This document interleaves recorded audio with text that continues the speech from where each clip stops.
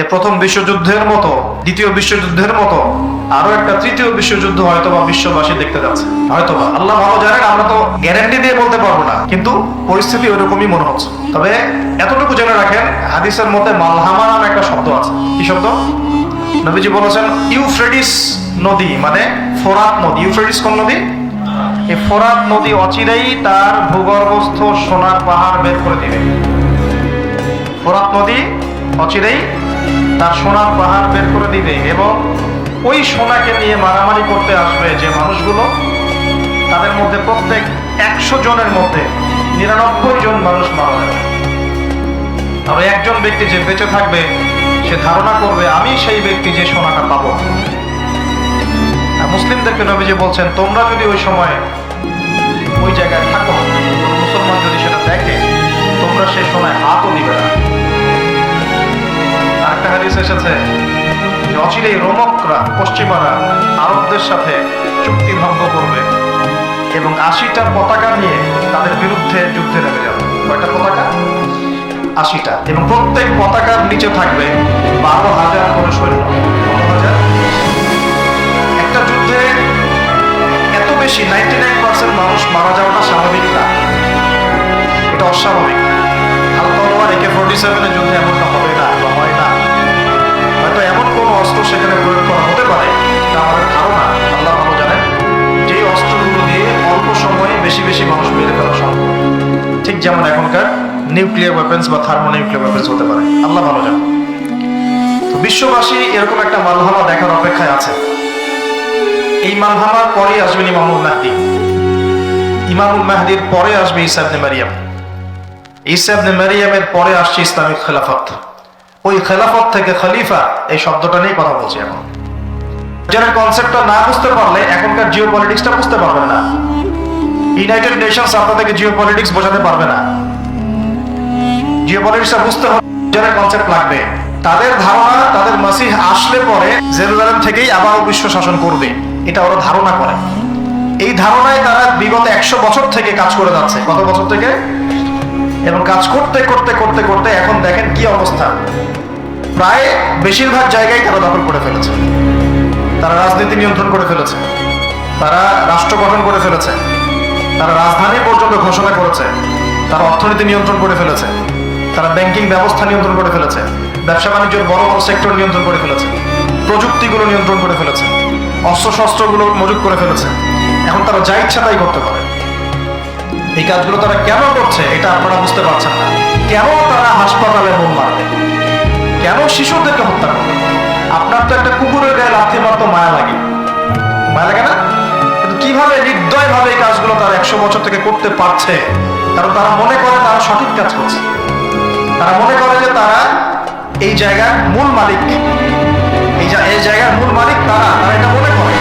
এবং তারা নীলনদ, মিশরের নীলনদ থেকে ফরাত নদী পর্যন্ত পুরো জায়গাটাকে হোলি ল্যান্ড মনে করে, পবিত্র জায়গা মনে করে। এবং তারা মনে করে যে আল্লাহ পাক তাদেরকে ওই জায়গাটা দিয়েছে, এই জায়গায় থাকার কোনো অধিকার নাই। এই কারণেই তারা মুসলমানদের উপর বিগত এই 70-80 বছর থেকে, বলা যায় প্রায় 100 বছর থেকে, কারণ 1914 সালে তারা ঢুকেছে, এখন 2023 সাল চলছে, এই পুরো সময়টা জুড়ে তারা যে নির্বিচার বাড়িঘর দখল করা, জমি দখল করা, ধর্ষণ, শিশু হত্যা, ভাইদেরকে কারাগারে নিক্ষেপ করা, নির্বিচার হত্যাযজ্ঞ, এগুলো কেন চালাচ্ছে? কারণ তারা মনে করে ওই জায়গাটা তাদের, এবং তারা মনে করে যে তাদের মাসিহ আসা মাত্রই তারা ওইখান থেকে বিশ্বটাকে শাসন করবে। এটা হবে সর্বশেষ জালেমদের শাসন, সর্বশেষ। এবং কত দিন শাসন করবে সেটাও নবীজি বলে গিয়েছেন সাল্লাল্লাহু আলাইহি ওয়াসাল্লাম। আল্লাহ নবী বলে গিয়েছেন সে শাসন করবে 40 দিন। কতদিন? যার প্রথম দিনটা হবে 1 বছরের সমান। অলৌকিক না বিষয়টা? দ্বিতীয় দিনটা হবে 1 মাসের সমান। তৃতীয় দিনটা হবে 1 সপ্তাহের সমান। বাকি দিনগুলো হবে আমাদের দিনের মতো। পৃথিবীর সামনে এটা অপেক্ষা করছে, পৃথিবীর সামনে এটা আসা অপেক্ষা করছে মাত্র। এই যে ওদের দৌরত্ব আপনি দেখছেন জায়নিস্টদের, এটা এমনি এমনি না।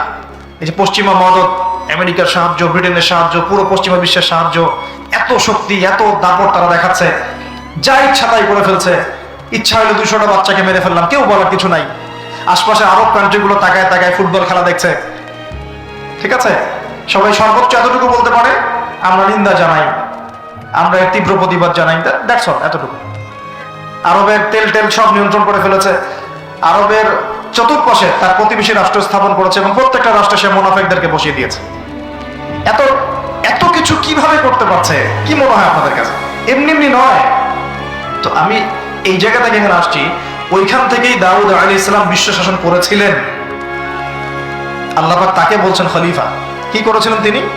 আল্লাহ পাক তাকে বলছেন, ইয়া দাউদ, একটু মনোযোগের সাথে শোনেন, হে দাউদ, ইন্না জাআলনাকা খলিফাতান ফিল আরদ, আমি আল্লাহ তোমাকে এই জমিনে খলিফা করেছি। সুবহানাল্লাহ।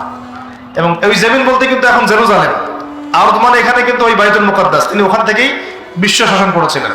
তোমার দায়িত্ব কি হে দাউদ, তোমার কাজটা কি? ফাহকুম বাইনান নাসি বিল হক, সূরা সাদ পড়ে দেখেন। তোমার কাজ হচ্ছে মানুষের মাঝে, অনুসারী জনগণের মাঝে তুমি ন্যায় বিচার প্রতিষ্ঠা করবা। কি করবা? তার মানে একজন, যে কেউ, একজন মেম্বার হোক, একজন চেয়ারম্যান হোক, একজন এমপি হোক, একজন মন্ত্রী হোক, একজন পিএম হোক, যাকে আল্লাহ পাক যেখানে দায়িত্ব দিবেন, খলিফা হিসেবে তার কাজ কি বলেন তো? ফাহকুম বাইনান নাসি বিল হক, সত্য ন্যায়ের মানদণ্ডে মানুষের মাঝখানে বিচার ফয়সালা করো, বাস, এটা আপনার কাজ। নেতৃত্ব দিলে দোষের কিছু নাই, নেতৃত্ব পেলেও দোষের কিছু নাই, কিন্তু ফাংশনটা কি? একজন খলিফার কাজটা কি? আবু বকর সিদ্দিক কেমন খলিফা ছিলেন, ওমর কেমন ছিলেন, ওসমান কেমন ছিলেন, আলী কেমন ছিলেন রাদিয়াল্লাহু আনহুম আজমাইন? তারা এই আয়াতের উপর আমল করতেন। ফাহকুম বাইনান নাসি বিল হক, মানুষের মাঝখানে ন্যায় বিচার করো। ন্যায় বিচার কথা বলা হয়েছে, ন্যায় বিচার। এখন ন্যায় বিচার কতটুকু কি হচ্ছে না হচ্ছে এটা আপনারা আমার চেয়ে ভালো জানেন, আমি এসব নিয়ে কথা বলতে চাই না, কিন্তু আমাদের কাজ এতটুকুই, যাকে আল্লাহ পাক যেখানে দায়িত্ব দিবেন ন্যায় বিচার। আরো আল্লাহ বলছেন, আয়াতটা শেষ হয়নি, আরো সামনে একটু আছে। আল্লাহ পাক বলছেন, ওয়ালা তাত্তাবিউল হাওয়া, ন্যায় বিচার করো এবং নিজের হাওয়া প্রবৃত্তির অনুসরণ করো না, নিজের মন গড়া বিধানের অনুসরণ করো না, নিজের প্রবৃত্তির দাসত্ব করো না। যদি করো তাহলে কি হবে? ইউদিল্লাকা আন সাবিলিল্লাহ, তাহলে আল্লাহ পাকের এই সরল পথ থেকে ওই প্রবৃত্তির অনুসরণ তোমাকে বিচ্যুত করে দিবে। কার কথা এগুলো? আল্লাহর কথা। ইন্নাল্লাযীনা ইউদিল্লুনা আন সাবিলিল্লাহ, পরের আয়াত, নিশ্চয়ই যারা আল্লাহ পাকের সরল পথ থেকে বিচ্যুত হয়ে গেছে, লাহুম আযাবুন শাদীদ, তাদের জন্য কঠিন শাস্তি আছে। আযাবুন শাদীদ মানে কঠিন শাস্তি আছে। বিমা নাসু ইয়াউমাল হিসাব, এই কারণে যে তারা হিসাবের দিনটা ভুলে গিয়েছে। এই দুইটা আয়াত আমি শোনাই দিলাম আপনাকে। আল্লাহ পাক যাকে যেখানে দায়িত্ব দিবেন সব সময় এই দুইটা আয়াত মাথায় রাখবেন, যে আল্লাহ পাক আপনাকে দাউদ আলাইহিস সালামের মতো কাজ দিয়েছেন, আল্লাহ পাক আপনাকে আদম আলাইহিস সালামের মতো কাজ দিয়েছেন। যাকেই দেখ, X Y Z whoever he is, এটা আমাদের দেখার বিষয় না। আমরা ধর্মতাত্ত্বিক দৃষ্টিকোণ থেকে শুধু মূলনীতিগুলো বলবো। তাহলে এখানে খলিফার কাজ কি বুঝতে পারলাম? মানুষের মাঝে ন্যায় বিচার প্রতিষ্ঠা করা, প্রবৃত্তির দাসত্ব না করা। যদি করি তাহলে কঠিন শাস্তি অপেক্ষা করছে। এখন আসেন, আল্লাহ নবী সাল্লাল্লাহু আলাইহি ওয়াসাল্লাম কি এই আয়াতের উপর আমল করে যান নাই? গিয়েছেন না যান নাই? তার জীবদ্দশায়, তার 23 বছরের এই নববী জীবনে কেউ কখনো জুলুমের শিকার হয়েছিল? বলেন তো, কেউ বলতে পারবে বুকে হাত দিয়ে যে একজন মানুষ জুলুমের শিকার হয়েছে? তার রেখে যাওয়া ইসলামের এই প্ল্যাটফর্মের উপরে আবু বকর সিদ্দিক শাসন চালিয়েছেন 2.5 বছরের মতো। আবু বকর সিদ্দিকের সময় কি কেউ জুলুমের শিকার হয়েছিল? তিনি কি এই আয়াতগুলোর উপর আমল করেছিলেন না করেন নাই? তাহলে তিনি একজন সফল খলিফা ছিলেন। আমরা খলিফা এবং খেলাফা দুটার ব্যাখ্যা বুঝতে পারলাম। যে খলিফা আল্লাহ পাকের বিধান মেনে বিচার ফয়সালা করে, ওই শাসন ব্যবস্থাটাকেই বলা হয় খিলাফা। এটা নতুন কোন মৌলবাদী শব্দ নয়, আমরা ভুল বুঝি, আমাদেরকে ভুল বোঝানো হয়। একজন খলিফা যে আল্লাহ পাকের বিধান অনুযায়ী বিচার ফয়সালা করে, তার ওই শাসন ব্যবস্থাটাকে বলা হয় খিলাফা, যেটা আসবে সামনে ঈসা আলাইহিস সালামের হাতে। এখন আপনি সর্বোচ্চ পর্যায়ে যান বিশ্বের, ইউনাইটেড নেশনস, এখানে খিলাফা কায়েম আছে?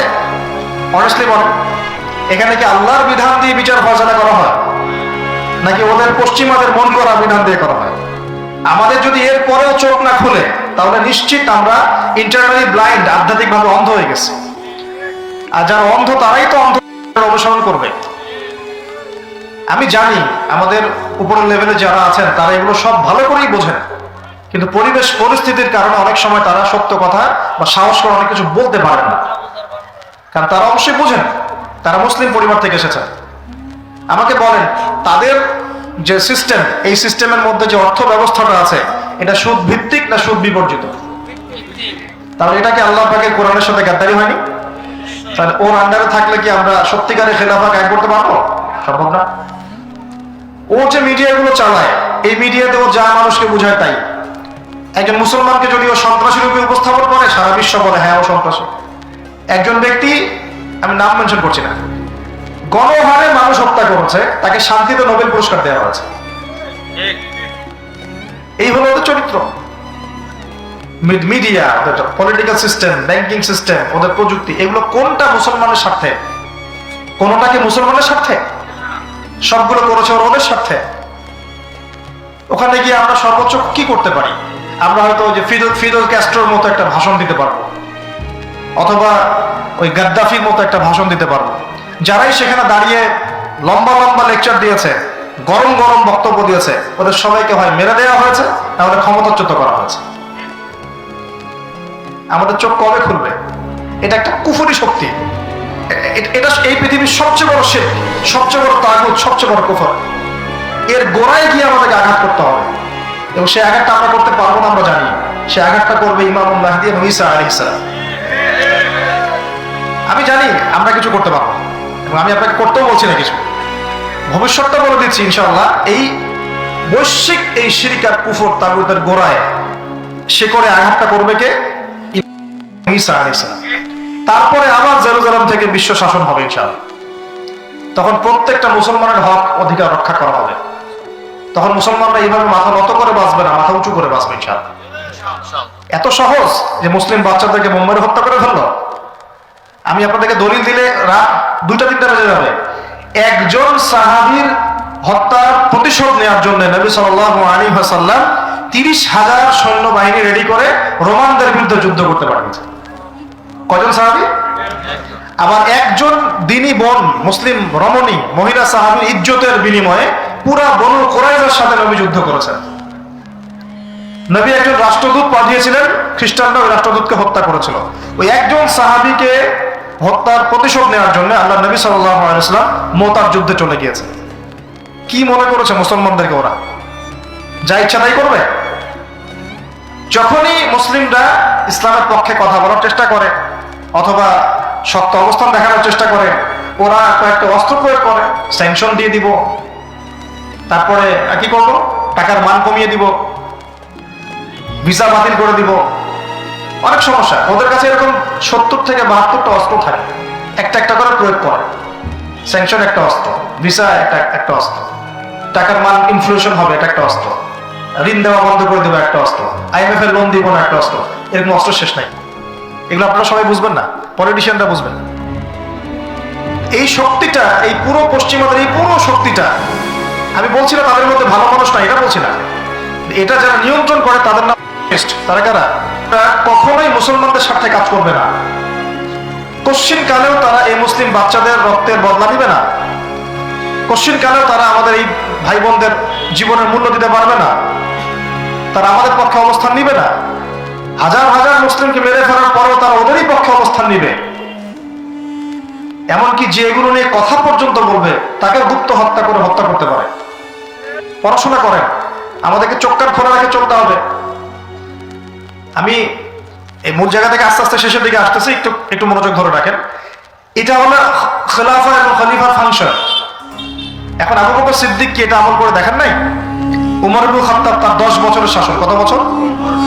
এই 10 বছরে আপনি একজন মানুষ দেখান যে অনাহারে মারা গেছে বা দারিদ্র সীমার নিচে ছিল, বা ওই 10 বছরে একজন মুসলিম বোনের ইজ্জত হানি করা হয়েছে, একটা বাচ্চাকে হত্যা করতে পেরেছে, বা একজন মুসলিম ভাইকে অন্যায়ভাবে হত্যা করেছে, বা শুধু মুসলমানদের উপরে গরম গরম কথা পর্যন্ত বলেছে, একটা দলিল খেলে দেয় 10 বছরে আমি দেখাতে পারবো না। বরং মানুষ চাকরি ছেড়ে দিচ্ছে এসে, ইয়া আমিরুল মুমিনিন, আমার কোর্টে তো মামলাই আসে না, আমাকে অযথা বেতন দেন কেন? এই যে বর্তমান রাষ্ট্র ব্যবস্থার কাঠামো, এটা ওমর রাদিয়াল্লাহু আনহু দিয়েছেন। তার জীবনী পড়ে দেখেন, ইতিহাসগুলো পড়ে দেখেন। এখন এই 10 বছর যদি এভাবে চালানো যায় তাহলে আমরা কেন এখন দুর্বল হচ্ছি? আরো সামনে যান, ওই 10 বছরে উমর রাদিয়াল্লাহু আনহু এই বাইতুল মুকাদ্দাসও জয় করেছিলেন, মনে আছে? উটের পিঠে তিনি একবার চলেছেন, তারপর ভিত্তকে উঠিয়েছেন, ওটা নিয়ে কাজী নজরুল ইসলাম কবিতা লিখেছিলেন। এগুলো তো এখন নাই কবিতা। এটা তো আমিরুল মুমিনিন কবিতা ছিল না একটা আগে, ওটা তো এখন আপনারা পড়তে পারেন। কেন পড়তে পারেন না এটা আপনারা বুঝবেন।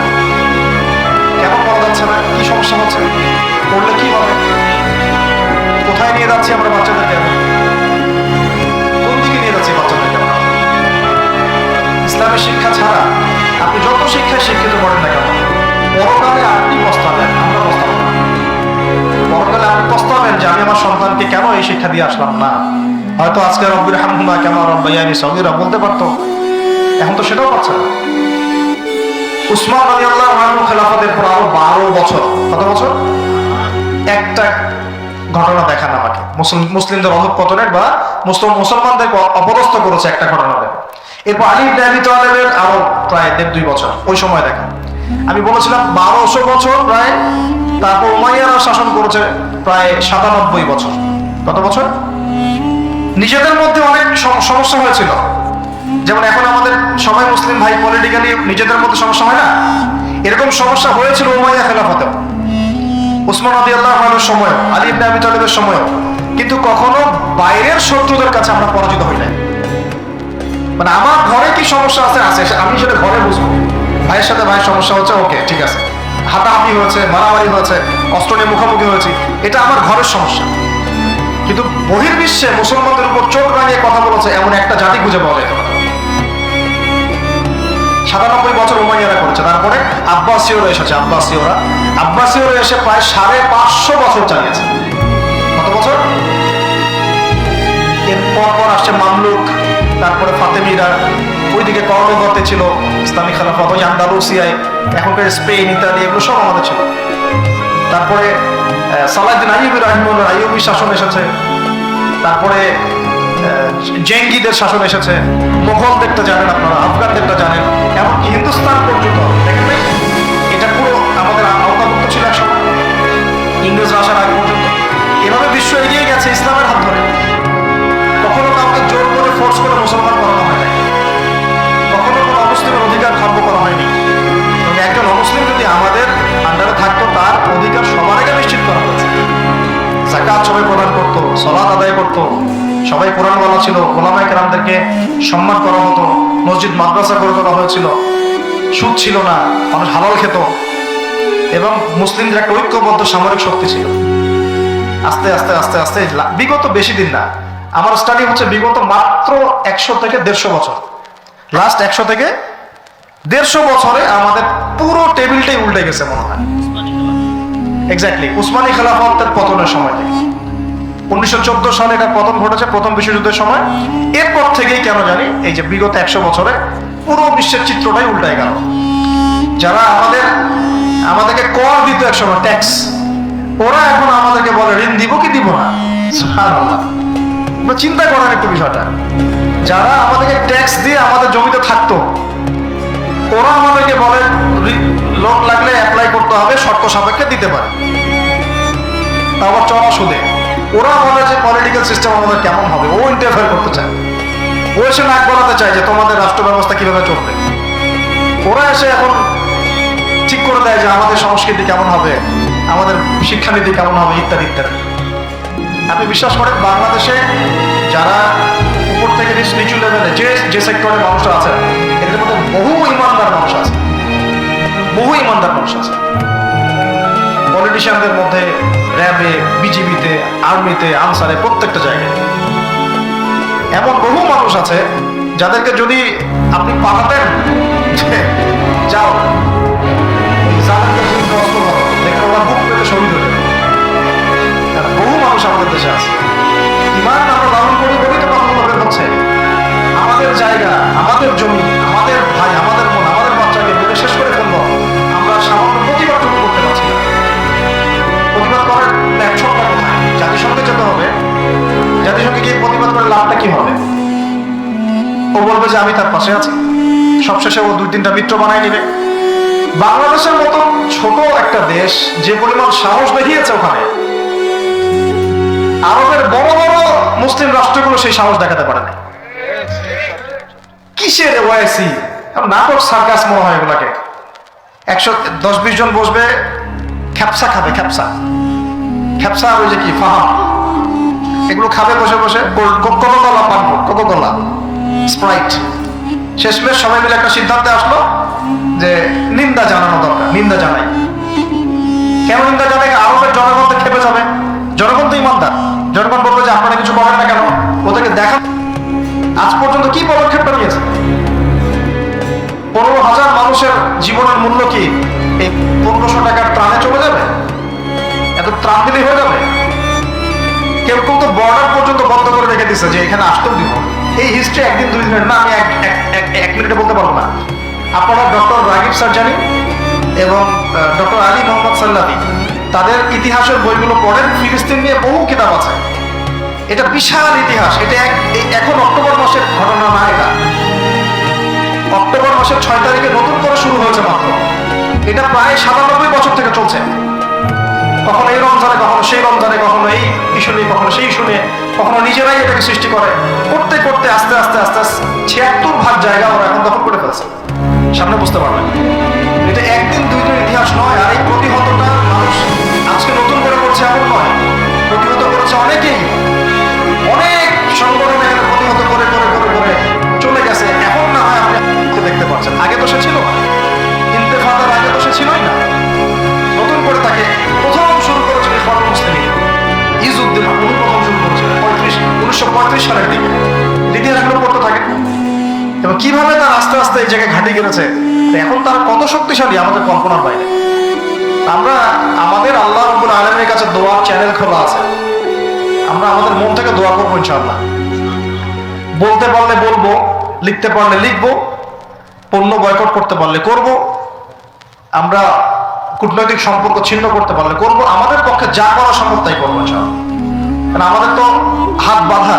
দেখেন, আপনি চিন্তা করেন, চারপাশে আরব রাষ্ট্রগুলো তামাশা দেখছে, মাঝখানে মাত্রই 27 একর বর্গ কিলোমিটার জায়গা, 27 একর জায়গা আর কি, এটার মধ্যে বোম্বিং হচ্ছে।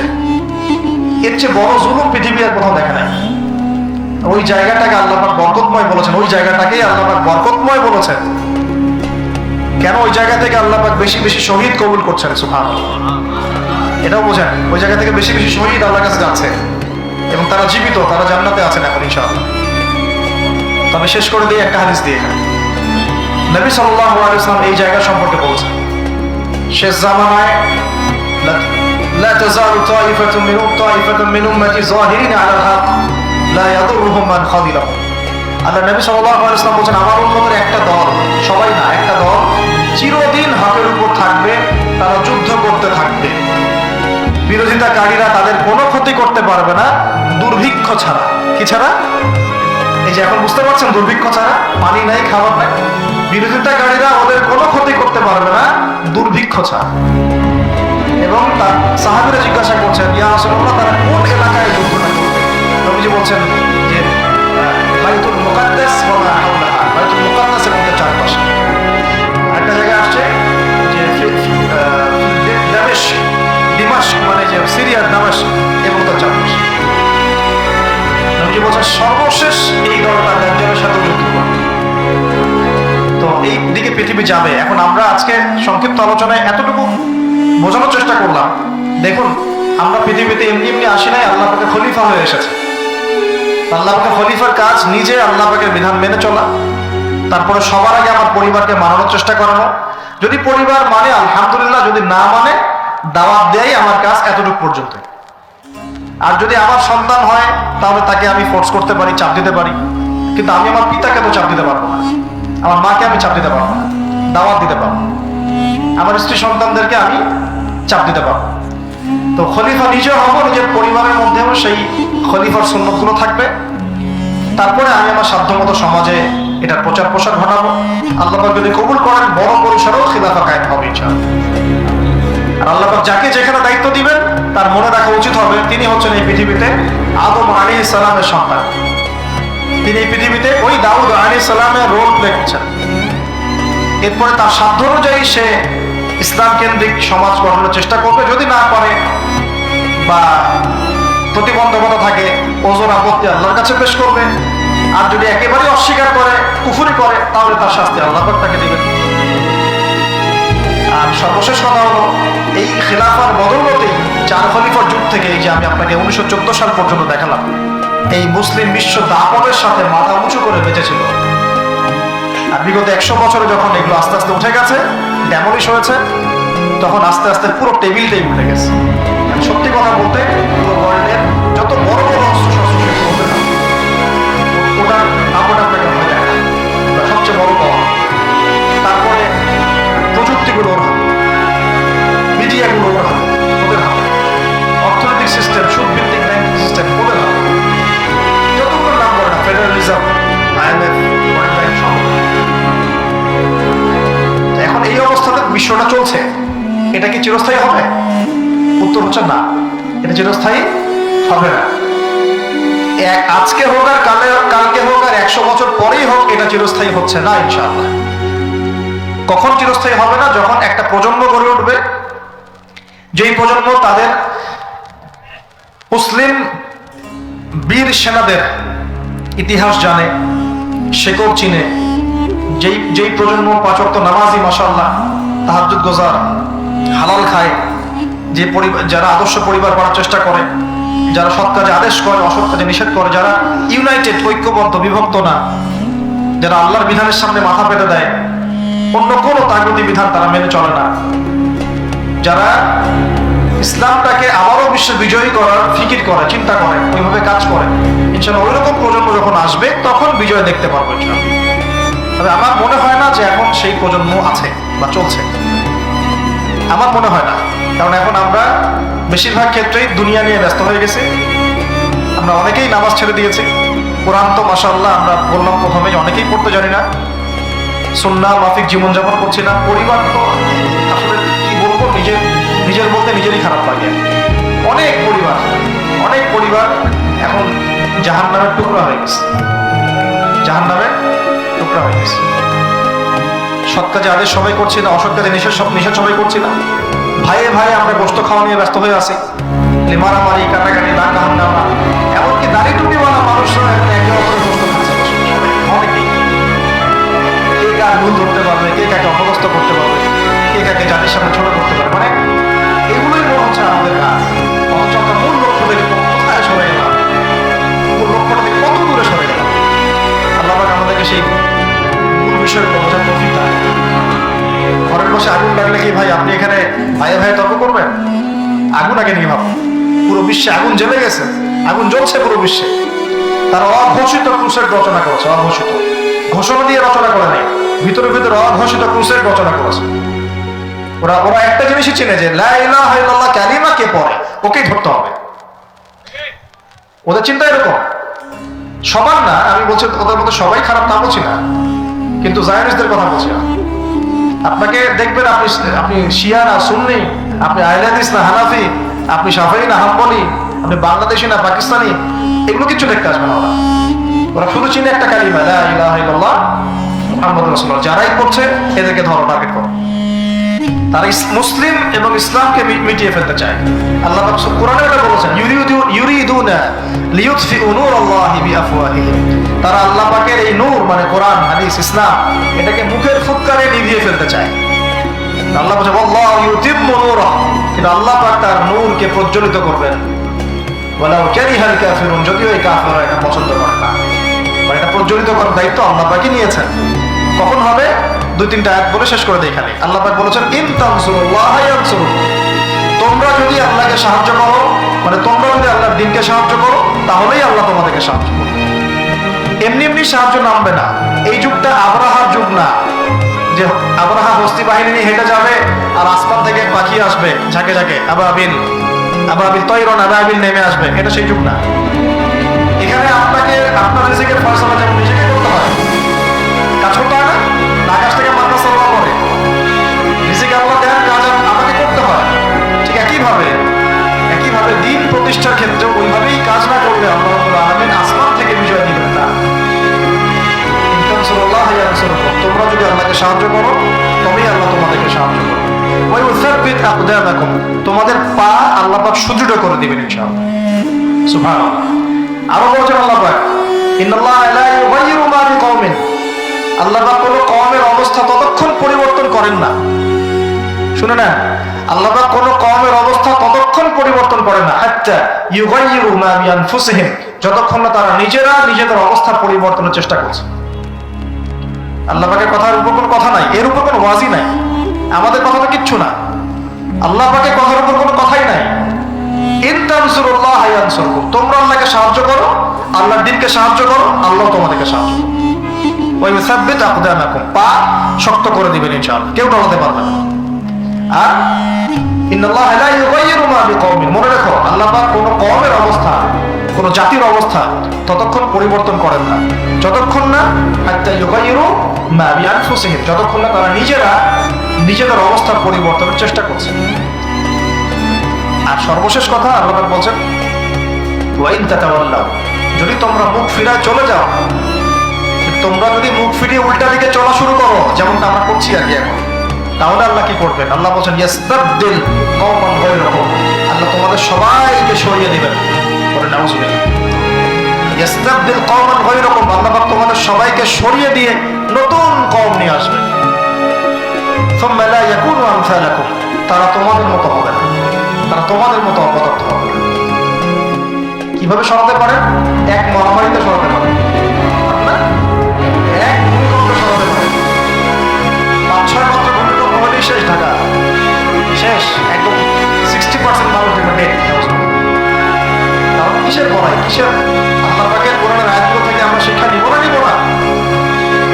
ওয়া ইন তাতাওয়াল্লাউ ইয়াস্তাবদিল কওমান গায়রাকুম সুম্মা লা ইয়াকুনু আমসালাকুম। সর্বশেষ আল্লাহ পাক বলেন, ইয়া আইয়ুহাল্লাযীনা আমানু, হে মুমিনগণ, ইসবিরু, তোমরা সবর করো, ইসবিরু ওয়া সাবিরু ওয়া রাবিতু, তোমরা সবর করো, সবরের প্রতিযোগিতা করো এবং তাকওয়া অবলম্বন করো এবং তোমাদের আখের গোছাও, তোমরা প্রস্তুতি নাও, তোমরা এসব বিজয়ের প্রস্তুতি নাও, লাআল্লাকুম তুফলিহুন, যাতে করে তোমরা সফল হতে পারো। আল্লাহ পাক আমাদের সবাই